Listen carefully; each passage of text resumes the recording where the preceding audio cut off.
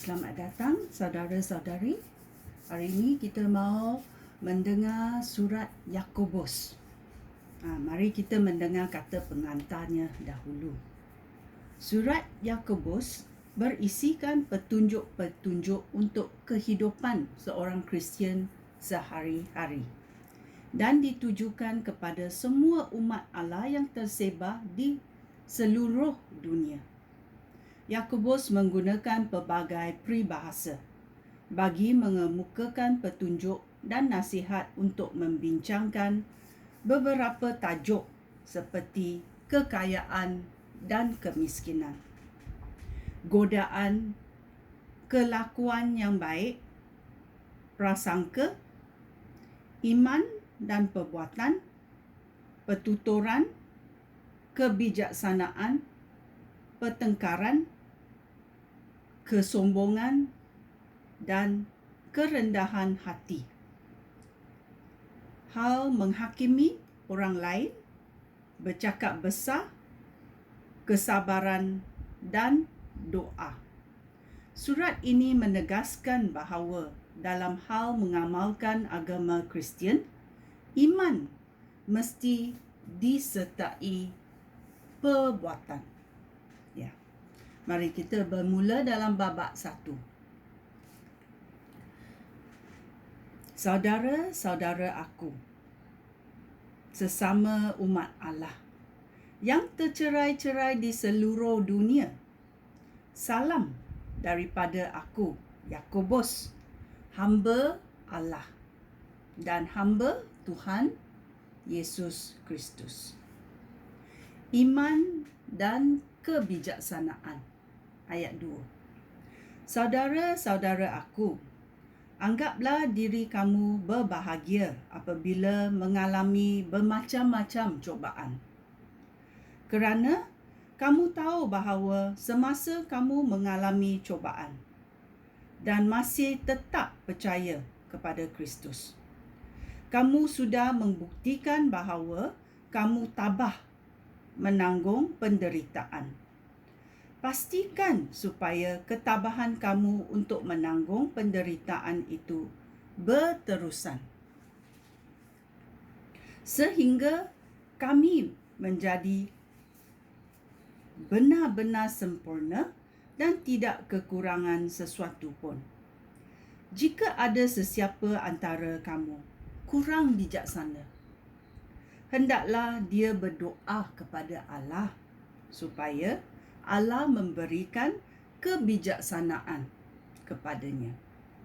Kerana Allah memberikan dengan murah hati dan dengan sukacita kepada setiap orang. Tetapi apabila kamu berdoa, kamu mesti percaya. Kamu tidak boleh ragu-ragu. Kerana orang yang ragu-ragu seperti ombak di laut yang berumbang-ambingkan angin. Orang seperti itu tidak tetap pendiriannya dan teragak-agak dalam semua perbuatannya. Oleh itu, dia juga tidak dapat mengharapkan apa-apa daripada Tuhan. Kemiskinan dan kekayaan. Ayat 9. Orang Kristian yang miskin haruslah gembira apabila Allah meninggikan mereka.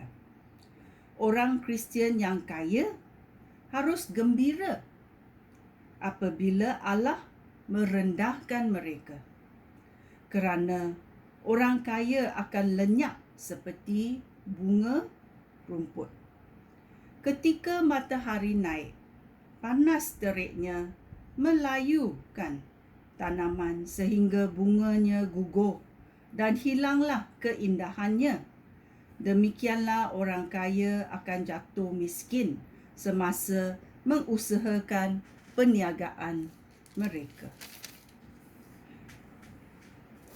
Cobaan dan godaan. Ayat 12.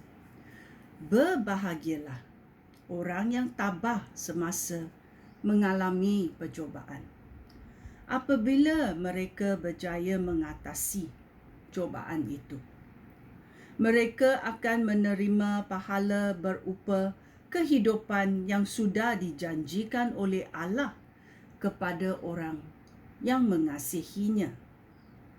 Jika seseorang tergoda semasa mengalami cobaan seperti itu, dia tidak boleh berkata, cobaan ini datangnya daripada Allah. Hal ini demikian kerana Allah tidak dapat digoda oleh kejahatan. Dan Allah sendiri tidak menggoda orang. Seseorang tergoda apabila dia dipikat dan diperangkap oleh keinginannya sendiri yang jahat. Apabila dia menuruti keinginannya yang jahat itu, maka lahirlah dosa. Dan dosa yang berterusan akan mengakibatkan kematian. Janganlah kamu tertipu, saudara-saudara yang aku kasihi. Setiap pemberian yang baik dan sempurna datangnya daripada syurga dan diturunkan oleh Allah, pencipta semua cahaya di langit. Dia Allah yang tidak berubah dan dia tidak menyebabkan kegelapan apapun.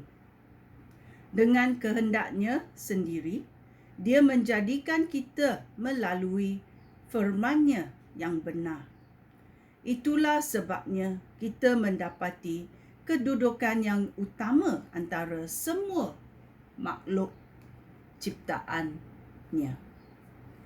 Mendengar dan melakukan. Ayat 19.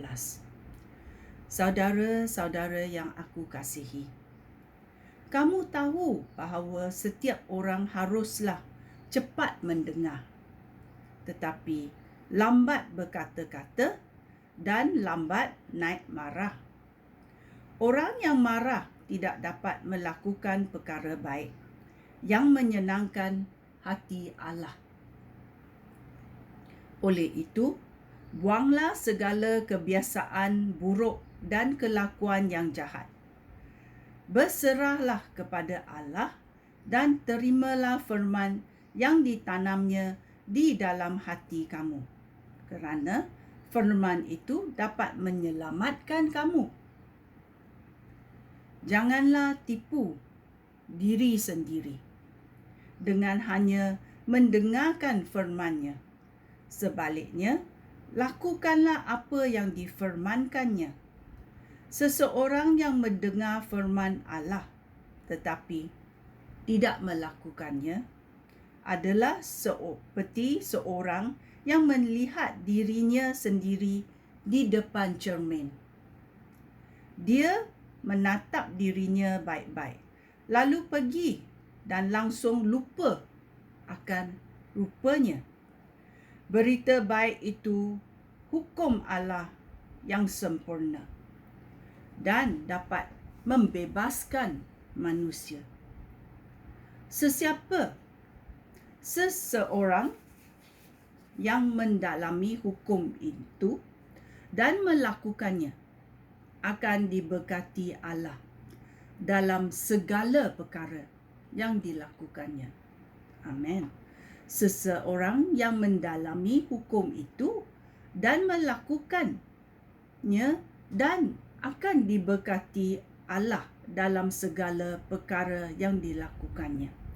Kerana dia tidak hanya mendengar lalu melupakannya, dia melakukannya. Adakah sesiapa menganggap dirinya beribadat jika dia tidak mengendalikan lidahnya? Maka ibadatnya sia-sia dan dia menipu dirinya sendiri. Menurut Allah Bapa, inilah ibadat yang murni dan sejati. Menolong anak yatim piatu dan balu yang mengalami penderitaan, serta menjaga diri supaya tidak dicemari kejahatan di dunia ini. Ini adalah ayat-ayat dari Yakobus tentang iman dan kebijaksanaan, kemiskinan dan kekayaan, mencobaan dan godaan, mendengar dan melakukan. Ayat-ayat ini sungguh berkat dalam hidup kita. Ini adalah Yakobus babak 1. Sekian, terima kasih. Shalom.